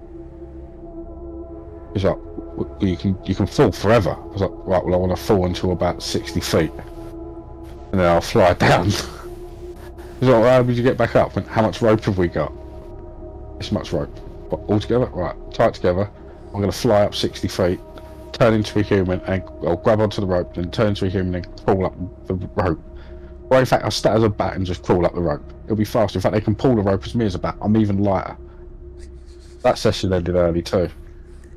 No, that wasn't good. I just remember the Green Dragon session. Do you remember that one? Green Dragon was awesome. It's just like, hey, it's a Green Dragon, guys. You're on level 4. How are you going to beat it? You beat my boss, and I didn't even get to hit any of you. Yeah. Because there's 6 of us, and you made a mistake of giving us the feat at level 3, as well as the ability increase. And I'm an archer. I was a rogue. I was a rogue that was being an archer. There was we had a warlock, and oh yeah, he gave us magic weed that could stun the dragon, and it was his own fault. We used it against his dragon. Well, yeah. Well, so yes. It was so funny. So we were given this super powerful. My character, in particular, from a druid, was given a super powerful weed, and because he wanted to screw me over if we used it, it had an incredibly stupidly high Constitution saving roll with loads of differently bad side effects to it. Now, it was a good plan. It was a very good plan. We cover a sheep in the narcotics, feed it to the dragon. The dragon passes out. We kill dragon. Now, we didn't know how bad that was going to affect the dragon as much as it actually did, to be honest. It was also fun that it came out, that dragon got out of its little area where it was sleeping. After we woke up after being sneak hit, and then as it got up, it got, stunned by someone's ability, and then we all killed it. We all took all its health off it by the end of that combat round. We all 6 of us hitting the bad thing. Yeah. So it well, got one attack. so if you've been Well, it was you and your arrows. If you remember correctly, you dipped your arrows in something. And one of them hit, and it fucked it up. It was the black cube because then we found the orb. It was in the previous dungeon where you found my character. We found the orb that drained magic. Yes, that was it. So I used it. I dipped the arrows in the weird black substance the orb was in, and shot the damn thing with it. Yeah. It was funny. It was like, oh cool, I just shot It this thing. Because every time he tried to team kill us, which was always his goal, it ended up in just giving us a stupid amount of XP because because that's how he was playing with XP, and he had made these stupidly large things that we ended up killing easily. But what I did find funny was when we were just attacked by 2 or 3 bandits in that city, and we nearly lost the entire team. Oh yeah. I was like, how the fuck is this happening? Oh, yeah. None of them could get shot shot off. We nearly all died before any of the bosses. Yeah. It was, oh, this is a boss. This is easy. No, we'd already killed the dragon at this point, but 3 randos were kicking the shit out of us. I know what you mean. We remember that we fought that boss character afterwards. That boss encounter. Yeah. Boss sewers. Remember? And we just nuked Yeah. it. Yeah. I mean, We nuked the boss, and then it was like, oh, that was easy. But every time we fought anything that was like a minion, it was shit. We're getting our asses kicked. Anytime we fought a boss, we beat the shit out of it. yeah. I think it was. I mean, definitely for me at least, it got to the point was when we was fighting the smaller people, unless it was a massive group, I didn't want to waste spell slots because I love my fireballs, so I was just hitting them with fire bolts, which were inherently useless. And the only magic missiles I had was from my robe of stars, and I wasn't going to waste those for a level 1 fucking magic missile. So, yeah, I just didn't want to waste anything. I just send out spirit weapon. I just love the whole. I guess what? I'm sitting on. I'm gonna go climb up this wall. So, okay, so make me an athletics. Why am I gonna do that? What do you mean? I've got business spider climbing. I did not remember a single weapon. Or item. I'm like, I even keep track of what special items you have. Occasionally I forget, and I'm like, but I still keep track of most of the shit you can do because I have to know it, so I can plan encounters that will actually allow you to use the fun items that I've given you. Well, yeah, we were given. I don't remember if you were in this one or not. No, I think you had left by this point. We were given 2 of us were given evolving weapons. Basically, the more we followed down a certain track of helping this particular god, the more the weapons we had got powerful and powerful. And they're these fire things, and there's 3 stages to it. But they were already quite powerful, and by stage 2, which we just literally raided through, we were pretty deadly. And then it got to the point where it was well, how are you rolling 60 damage? Because you said it rolls that amount of damage. Have you read what the dice says now at stage 2? I mean, I've given you guys powerful weapons, but as you've also noticed, Jax, I've given you powerful weapons, but what have I also done with lots of enemies? Oh yeah, you limit their. I mean, not limit, but there's resistances all over the places. You balance the game out. No, there are some things. I know that I need to make sure. Well, it's. Don't get me wrong. You're right. You have to balance your enemies out. So yeah, there are some. Sometimes you are going to come across a large group of people where, just because that's the way it works, they're not going to have resistances to the big the things you use. I mean, if that always happens every time, they've always got resistances. What's the damn point? At that point, you have to just change everything over, and there's always ways of fluffing it.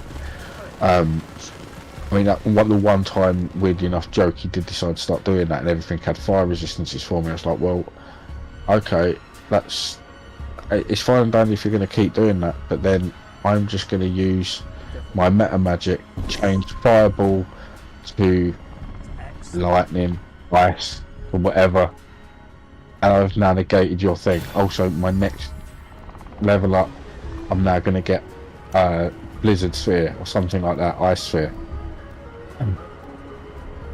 And it's like, I like to vary resistances in my yeah, exactly. That's it. I know full well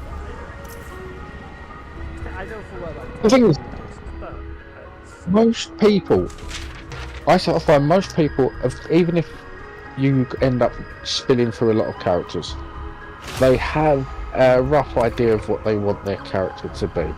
And if a game is balanced and the rivalries are balanced in a way that there's different kinds of resistances and deficiencies in your villains, you can actually build your character up the way you want, because at some point, in the right moment, sometimes it's going to be what you need.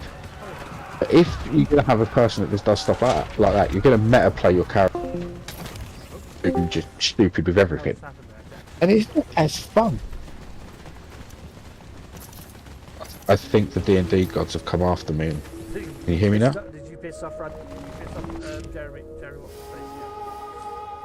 what's his face? I must have... Gygax is just... Gygax Ghost is coming after you. Yeah. I said bad things about him twice. But yeah. I have a question. What's your That opinion is of what it is. the new version of D&D? Well, I don't know so much about the tabletop side of it, as you know. I'm much of a novice, but I'm very, very interested in what they're doing digitally. I think the D&D Beyond investment is actually a very good idea. Oh, I agree with that. I about as in like the way that because I'm going to start buying the books sort of short. I've been doing two since we use Foundry. The Foundry version of D&D is going to update the new edition soon. Yeah. So I'm going to need to, get the new stuff so that I know the rules changes between 5th edition and So these are the rule changes that have come about because of Critical Role, isn't it? not all critical. Some of them are ones that people get annoyed at where that I don't understand. There's one complaint I won't never understand with people when I'm with D&D. Is the fact they've moved, the bonuses, like, +2, like, +2 to charisma and +1 to, say, strength. They moved that from your race to your background. But your race still gives you, like, special abilities for being a particular race. You still get, like, the specific abilities of that race. I will never understand why people are upset because they took it off the race and put it in the background. Because to me it makes more sense, like to my brain, it makes more sense that it's your background that determines, like, I've got +2 strength and +1 constitution. You know what I mean? Yeah. Because at the stand of it, all orcs are going to be the exact same as each other, but not all universes orcs are. Because the whole point of the new D&D is that they do mention that they're now fully getting into the whole D&D is a multiverse, and there are different universes that follow their own rules. And it's because even in D&D there's Eberron's a different universe from Faerun. Everyone forgets that. Eberron is its own world. It's not like a region in D&D, it's its own world. Yeah. Oh. Same as Dragonlance is, same as what's the other one? It kind of has to be because of the way it's played. Yeah, but it's like all they've done is really reality. All they've done is they've taken off the stat bonus away from races and added that to your background. Let you still make your own custom background that you can then give yourself the stat bonuses that fit you, basically. Uh-huh. But the primary thing they've done is that they've made races like people go, they've made races. Every race is now the same. I'm like, have you actually read the race deal and not just listen to some random YouTuber that wants to spread misinformation and hate? You know what I mean? Well, here's the thing. I can kind of see once again, I can kind of see why they've done that.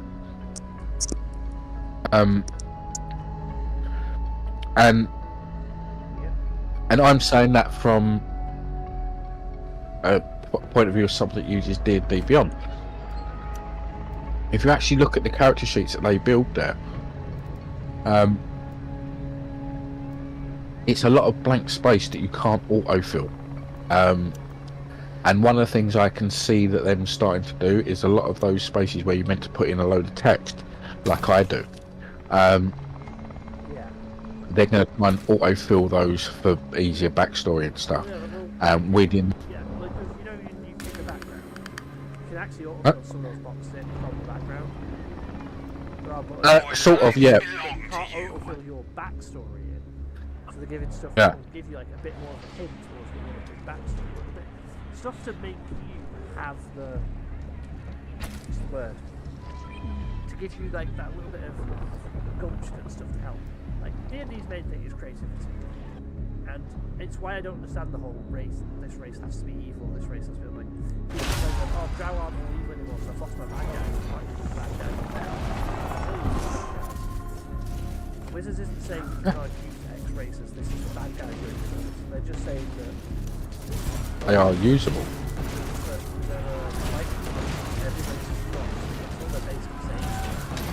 Oh.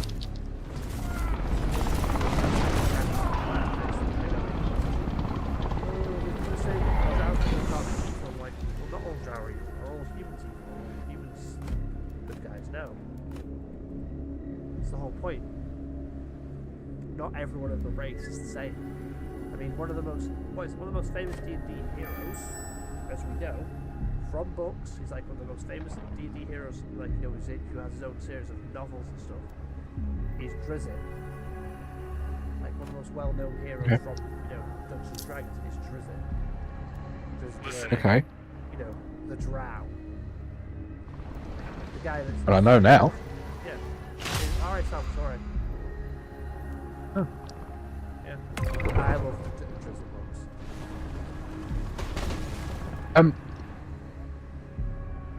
Sorry. He's one of those well-known characters.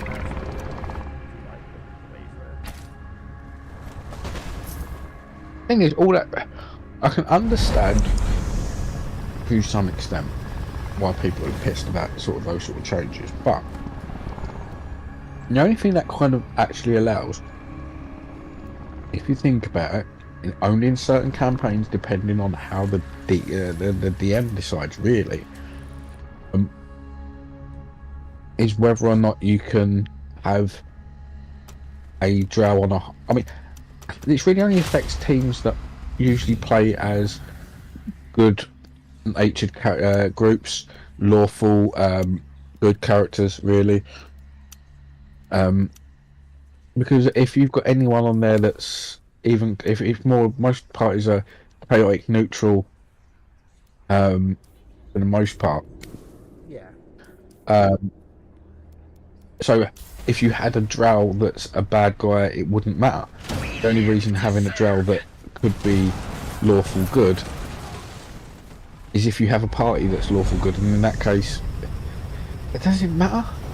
The alignment is fair. It's gone at 3.5. It mattered because there were certain things you couldn't do if you didn't have a certain alignment. Whereas 5.15 with the current DD, they've done. People complain about that. But why are they letting? I'm like, but why are you complaining that they're letting people? They're giving you freedom of choice. They're not saying you can't do these things in your own campaign. They're just simply giving you the freedom of choice instead of everyone has to do the exact same. In my opinion, giving people more choices in how they play their character is such a better idea. Well, yeah, but also, this is one of the things that one of the things I do know is a thing, but it is misunderstood, especially with the chaotic moniker in that thing. And it's one of the reasons why my character Gabby was chaotic good. It's because although some people might consider a necromancer and necromancy bad and evil, their character never had any ill intention. never, at no point had ever considered anything of this to be an evil practice. It was always a way of bringing loved ones back to them after a bad thing. And because of that, because of the chaotic moniker, you can be a good character, because it's only if you do things with malice and evil and bad intent that would mean you'd have to be a bad guy and you would turn over. If my character was trying to bring people back from the dead just to be nasty. No, and I mean that was kind of one of the things why it was like my character would kind of always say to someone, "I can bring to friends, I can bring you back." It wasn't. Sometimes it would be used as a threat to someone, but in general terms, it's always a fun thing for friends. I might not have you flash, but I'll bring you back. Yeah. Oh, don't worry, definitely happen once. Life is twice. It's a shame. I will say how that character died was sad. Well, not sad, was hilarious. It was hilarious because of how many of my characters end up being, and especially how our original meeting, the way that character died was freaking hilarious. But what I thought was very funny is the whole story told. Thing for Zarg to do at that point when everyone else is down. Wait, I'm not getting captured.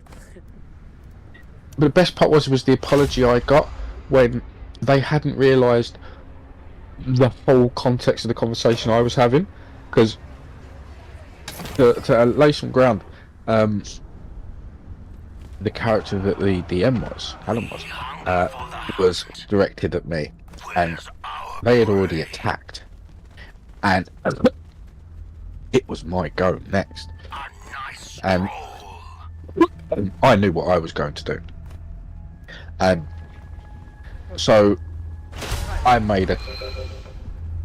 I can't hear anything, no. No, good. I can. You can't. No. And our lives belong to you. yeah, I got cocky, and I was asked to surrender, and I was like, no. But what I will do is watch you burn, because my plan was to drop a fireball down with it just finishing before me, because the room was so small. But this would do one other thing. This would take out maybe two of our characters. Zarg was definitely going to be one of them, but I think the other one was just the Echo, or one of the dogs. I can't remember. One of the robot things. I can't remember what it would have been now, but it would have cleared the room.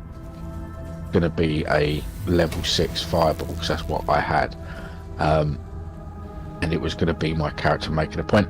But that's when the DM lovely reminded me that no, this character actually has another chance of attacking, and I got fucked. Oh yes, you got down. At which point then Zarg used the only thing that they could, which was their mystery box, which blew up the entire room, pretty much killing everything inside of it, and like I say, exactly what Zarg would do. There is no argument in character terms. Perfect. It was hilarious. To put on more context, the party consists of 4 people. Out of those 4 people, only one of them was still standing, and that was the Beholder. with a weapon that they were carrying, they got off a dwarf character. This weapon was they had no idea what it did. It was just a box, but it was from a mad mage who, as they met him, everything he does explodes. Yeah. Gave one of the part numbers a piece of armor. The armor has when that part number goes down, the armor causes an explosion around themselves, and that explosion, adversely, because of this, that person is also immune to explosions. So that person was killed by their own armor, and then they had a necklace on that also every time they get hit they have to roll 20 -1 every time hit, and on a 1 or less, they explode. That person became the base of the party's de facto exploding tank. And yeah, this ended up being a combination of explosions that, like I say, killed 2 players. But it's so funny that if like I said, the apology for me, because it was a heartfelt apology, and I was like, no, it's in character, it's perfect, but I don't think you understand. If I'd managed to get my turn, I think you would have been dead anyway. You don't remember what I put in after it happened, what I put in the chat of. So I'm going to point out that this thing had one of 3 things that were about to happen when this thing exploded. No, I don't remember that. Sets of damage this thing would do. This thing was deliberately meant to be a nuke. Essentially, that's what it was. It was a nuke of radiant damage. So the third, there was 3D. There was a D3 before I could see how much damage it did. The first one was 15 D10 damage. Yeah, not too scary. Kind of terrifying. A bit scary, but not too terrifying. The second one was 10 D20 damage, which was, yes, as you can imagine, who plays watches this, you can understand that's a terrifying term of damage. Yeah, the last point one was 10 D100 damage. It luckily rolled the second one and killed 2 party members outright, and the only reason the party member that threw it survived, they had 120 health, and it just did 120 damage. So it only just downed them. And the only reason the other party member survived is because explosive damage in our campaign is ruled as radiant damage. The other guys one person that was down as well is immune to the damage from it. And it is the most Beholder thing to do, because Beholder would not want to be captured, because they are incredibly paranoid. And so, I'm not getting captured. Throws boxes, see what it does. Turns out box takes out the entire like I say, absolutely perfect. I can't and like I say, I will never complain about anything done in character. It's also none of you know what's going to happen, and I went, oh no. I think that it was just a clue of, oh no, this did nearly bring out the character that I've been slowly trying to learn. I want to learn how to play an artificer, because I think they're fun. I think they can be fun. But I wanted, because of how your universe is running, with the multiverse playing out, I really just wanted a human from this universe to get sucked up into the D&D universe and just use shit from our world as magic items in this world. You know, like a couple of cans of links and a lighter, make a flamethrower. Homemade flamethrower. And the best part is that with sort of D&D stuff that you can build as an artificer, you can do that. I mean, if you made an alchemy jug and somehow retrofitted it with a pressure nozzle, you could put a gas inside that was flammable instead of a liquid, and just light it with, I don't know, fire. And then you've got a flamethrower. So there's so much shit you can do that I think would be fun. But I didn't use that. Instead, I went for a healer. Oh, yeah. Our party needs a healer. It does. And what I will say this now, because I can say this now, we have the time. Incoming pain. Because I thought we were going to be carrying on where we left off, but you would find me and the new person in a dungeon. I specifically had myself set up to do one thing in particular, which is, I think it's like a level 6 spell. It's the Great Meal or Grand Meal, and the idea was, that's how I was going to introduce myself to the party, was by giving them all a healing meal. And as soon as we got into the game, it's like, I need to find the new. Whether they wanted to try and continue this to them badly beaten, because remember they had barely any health. They were basically Yeah.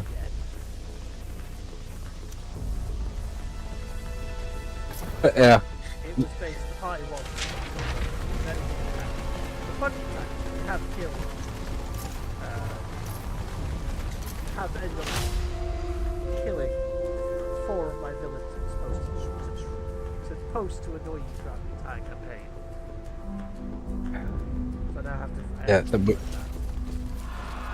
I mean, to be fair though, my character did promise them at the very, very beginning. They had a very much of a choice.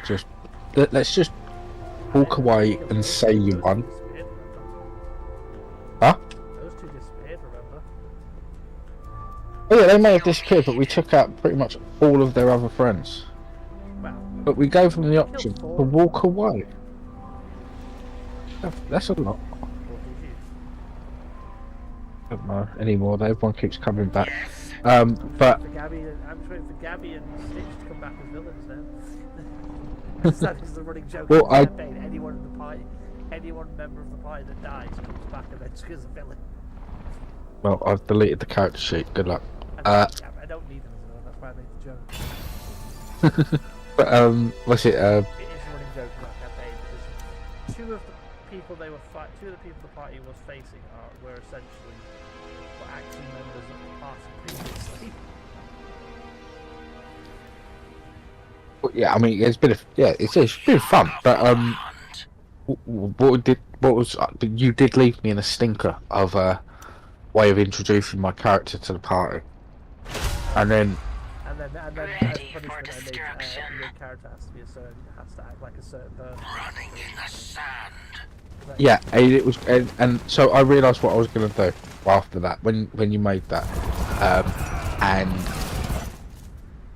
I'd worked out how I was going to do it. I knew the joke I wanted to start off with, which was so the character that my character has to be a little bit like is Baldric.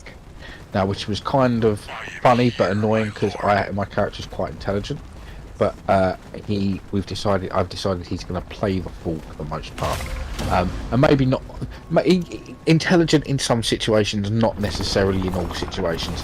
A bit of sometimes a little bit lackadaisical in what he should be doing.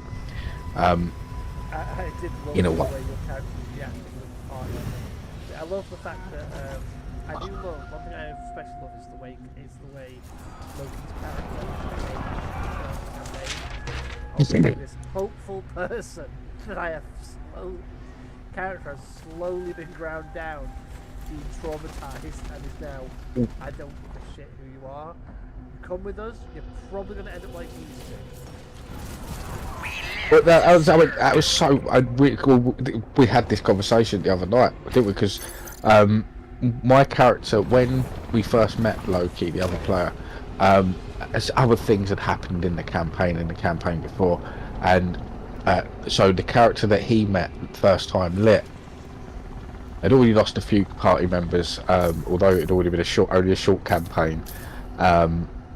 We'd lost a few, and when one of our previous characters died, and had to make a new character, I was like, look, I can't even remember the last person's name, so I'm not going to learn yours until you've been around for a bit, because we cycle through these things, like, and Loki, both Loki and Kai, his character, were disgusted by this comment, and every time I made very blasé comments about the past number of people that had gone through the group, he would get pissed off, and his character, she would get pissed off,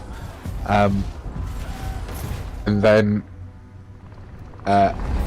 we got to like the other night where that comment was made, and I was like, how far you've come, because you personally would be disgusted in me for the comments I made about the death. I mean, and like you've literally just popped a bunch of skulls of your dead comrades on the table, poured a drink down in front of them, and went, these are the people you've got to follow.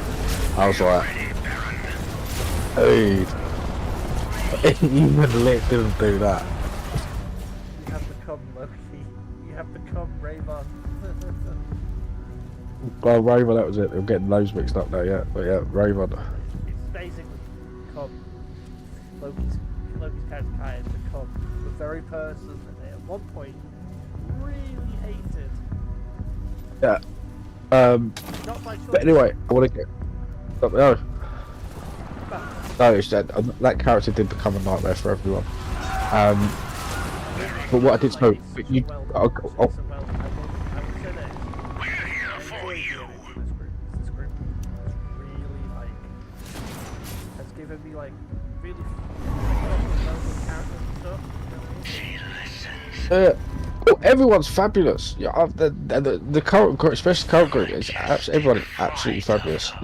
Everyone plays off of each other really well, and you've not got anyone that is. You've got no one trying to become their own hero, Got no main or become the hero. No. like working together, I mean, as listeners to this couldn't probably get, I sometimes do talk over things. I try not to, but I'm terrible at it. I like to talk. But yeah, no. There is no. Everyone's story gets their own position. Is the thing I'm going for. it's really good points in this game. It's like in that campaign, it's like 4 players I've found is for me personally as a DM is the perfect to manage. Now, Yeah. would I've been asked this before, not by like you guys, but by the guys I run that Alien campaign for, whether or not I would consider like streaming a game. Yeah. Do the streaming stuff what some people do, and I'm like, it's not my sort of style because I'd be too much. What if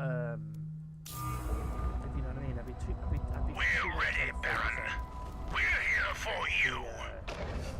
Anything like to keeping the please stream you. up and keep people interested and actually trying to DM properly. I prefer the way it's doing it. I would never actually stream R&D games, but it's playing D&D. Like, the group we have now is really fun. The group I had before, really good. Like really good group. I've enjoyed my group. I will say, I will admit, I got annoyed at certain players. We're not mentioning their names on purpose. She listens. Either one, never being there, or 2, basically getting annoyed when things didn't go their way. What is it, Master? And I got annoyed at one player showed up for one session late, and then he never showed up for the second session or third session without giving me a warning. So I had Lovely. Jax knows from experience of playing with me that I operate on a 2-strike system. I will Yeah. have 2 chances. Sorry, no, you have And one unless chance you've got a good reason to, and sometimes people do have really good reasons to. When you're playing a game like this, they give me, oh, I'm sorry, I missed it. The emergency came up. I'm like, okay, fine, I'm not, no problem. When people don't because believe things me, I things are planned for a certain number of players, and losing one, it means that a whole battle might need to be rebalanced or even just given up on. And the amount of time. I had to Yeah. rebalance counters. But in that Yeah. system, unlike D&D, Alien is not combat focused. It's more No. like focus on like skills and stuff and shenanigans. The problem is, Anything for you, Baron. Is there with those skills? yeah, in the party was all complementing each other. So it's like the minute I look at a player, I have to then rejig a scenario that was designed to allow to like Yeah. react at different points. Go shit, this isn't working. Listening. So Yeah, and literally with the extra one player, that can actually give you 2 or 3 different extra options to evolve a scene. But losing that player then means you lose those 3 or 4 options, and you may only be down to 2 or 3 options for the actual story that you've got, because of what everyone. It is a complete nightmare when that happens. There's just better ways to conduct yourself. There is etiquette to these things. as I've But yeah, always said, no, there's probably people like Awaiting "That's this order." set because something's wrong. No problem. I'm fine with that when it comes to D&D. My problem is when you don't tell me that you're missing a session is my pet peeve. Or if it's incredibly regular and it's last minute. Yeah, it's But one thing I will say that, especially with your groups, since coming over, we've been very lucky with, is once again is how people create their characters. at least within their own head canon, it's enough to actually interact with that character as a character, not interacting to a player. In other games I've played, I felt like I'm more just telling a player what I'm telling their character to do or to think of. Whereas in these, Arcade days, everyone seems to be playing their characters more to their style. yeah, I think also the group we have now are very much a group of people that don't just want combat; they want a bit of role play, a bit of combat, and everything. So I get the stuff that I like because I would admit I am more of a role-play DM. I'm more of a, I like doing little characters and doing the little and putting together story. And I'll admit, sometimes even I know because the way my brain works, I know full well that sometimes the story that I've made for this campaign does not make sense to me until like 4 sessions later, when I finally figured out, oh yeah, that's why that happened. Because there are certain points, I'll fully admit in this story, where there are points where I've had to make it up because I lost track of them. Because the story went off points of my original notes. I can't believe that. Not all, never. Certainly sarcastic twat. But I am very much, but still true. I mean, also, it's especially with the current group that we've got. It's quite funny. Since we've been talking about Wolverine and Deadpool. With kind of anchor characters, because Ravon, my character, was pretty much the only survivor of the original group, the original party, until Loki came in later, after a few deaths have already occurred. But then once that character had gone and become the villain of the piece, the only one left, and he still is the only one left, is Loki. And not for lack of actual bad luck, because the amount of times Loki has been down in the middle, like Loki's character has been down in a fight and nearly been murdered. It's astounding. They are like the luckiest survivor in the group. It's why I love the way that Loki has done their character sort of development, because I love their where their character has gone from this. Like, honestly, beginning of Loki's character was kind of this naive elf from a continent now in the world, in the main like planet, main like reality that this game is mostly focused around. This naive elf from these enclaves that are basically xenophobic. Yeah, the elves of the enclave know the truth mainly about the actual the tower, the stuff that the towers and everything. They know the truth of everything. So their whole thing is around making sure nobody else gets to discover the truth. And this elf is like, not that further she's a bit naive. They left the enclave and wanted to see the world and stuff. And it's like they've gone from this naive person to this sort of grizzled veteran to this basically, I don't care who you are anymore. I have lost too many friends. I have lost so many friends at this point. I've given. I don't want it. You have to. I will learn your name when you've earned it. And it feels like that little choice bit, that little forewarning thing that you all know is coming. It does feel like one of you will take that choice. The other thing is the evolution of how he's his character has integrated with the weapon Mist. Because at first it was still. I mean, up until quite a few months ago, really, there was still an element of not quite sure what this thing was, and even when using it, like working out shots and stuff. And it's like the other day, it's like, Miss, can you fix the thing that's wrong with me? No. Can I shoot this thing in the face? And so it has been fun. I mean, this campaign has been weird. It's sort of been a weird sort of Starjammer mix in a weird way. I've been quite liking it. I quite enjoy Starjammer, but I didn't want to do the whole Starjammer thing, because the one thing even I read in the thing, it doesn't actually tell you how to do the whole Like it's a bit vague on the flying ships and stuff bit. Like it tells you how to pilot them, it tells you what the speeds they travel. But then you realise that some of them would travel at different speeds where you're just going to crack and kill yourself. But can't you just technically I assume there's meant to be inertial dampers in the ships, but it's just that I was like, I can't bother with us doing this. I like, and then upon the fact that as a comic fan, and as we both are comic fans, I love the universe of the Marvel's comics because I love all the variants. Like as you know, my favourite Marvel comic is 1606.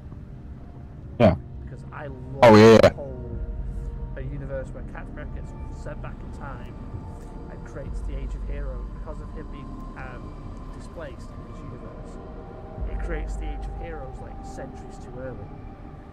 So you get all like cool takes where Tony Stark is like instead of like these the superpowered flying suits, he's just this dude in this giant tank suit basically. And Peter's powers come from Peter's a newsboy to start. It's just a newsboy with no powers. He's just a spy, and then he gets his powers. And then Doctor Strange is just the village, or the maester of the. He's just a court wizard basically, because it's the medieval ages. Yeah. I still can't believe that in the Battle World stuff they eventually revealed that it was that King James is James Howlett, as in that's Wolverine. That was Logan of this universe. I always like those sort of those kind of stories. It's one of the reasons why I like the House of M stuff. When Wolverine wakes up and they start going through telling people who they are and releasing it all, because they always do get to one character. It's like I don't want them; they shouldn't really know the truth.